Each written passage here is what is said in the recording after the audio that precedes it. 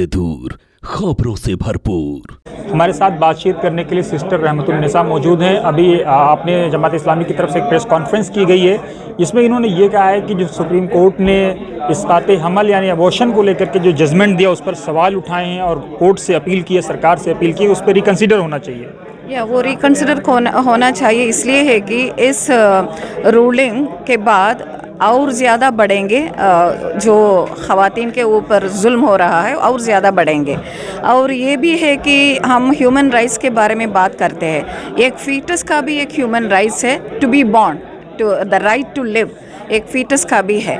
और इस रूलिंग के बाद और ज़्यादा फीमेल फीटस जो जहाँ जहाँ चॉइस है फीटस को क़त्ल करने के लिए और लीगली भी कर सकता है, वहाँ ये भी हो रहा है कि फ़ीमेल फीटस भी ज़्यादातर क़त्ल हो रहा है। तो इसलिए ये रूलिंग एट द आउटसेट ये ऐसा लग रहा है कि ये ख़वातीन के लिए यूज़फुल है, अच्छा है, लेकिन ऐसा नहीं है, बहुत जुल्म और ज़्यादा बढ़ेंगे, तो इसलिए वो रिकन्सिडर करना है।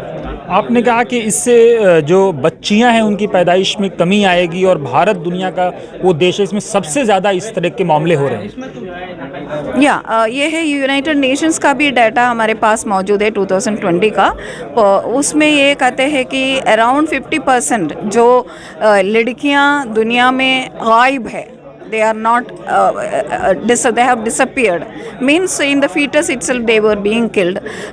उन लड़कियों अराउंड 50% पूरे दुनिया का इंडिया से है।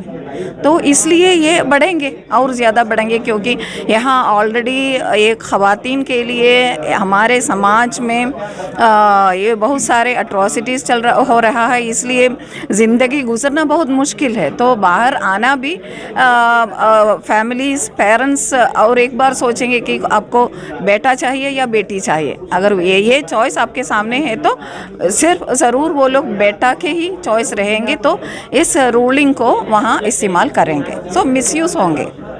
मेरा आखिरी सवाल कि आपने कहा कि बिल्किस बानो से लेकर के अंकिता भंडारी तक जिस तरह से महिलाओं पर अत्याचार बढ़े हैं वो बहुत दुखद है। बहुत दुख है, क्योंकि अभी भी बारबारिक ज़माने में हमने देखा है कि हिस्ट्री में हमने पढ़ा है कि अगर एक कौम को, एक बादशाह को किसी कौम के ऊपर कुछ खिलाफ है, दुश्मन है, तो उन कौम का, कम्युनिटी का ख़वातीन से वो लोग को रेप करके उनके ऊपर जुल्म करके अपना गुज़ा निकल गया।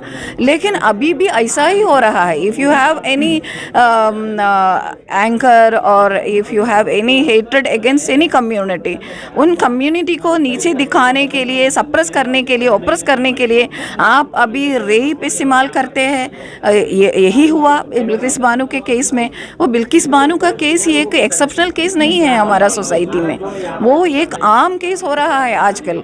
उसके लिए पॉलिटिकल लीडर्स भी एडवोकेट करते हैं, नौजवान से बोलते हैं आप उन ख़वातीन के ऊपर ऐसा ही करना है बोल के, तो ये आम हो रहा है। तो क्या इस मामले में आप लोग सुप्रीम कोर्ट में रिव्यू पिटीशन फाइल करेंगे? जो पूरा गर्भपात का मामला है पड़ेगा, हम बाद में कोशिश करेंगे, उस पर और करेंगे। Thank you.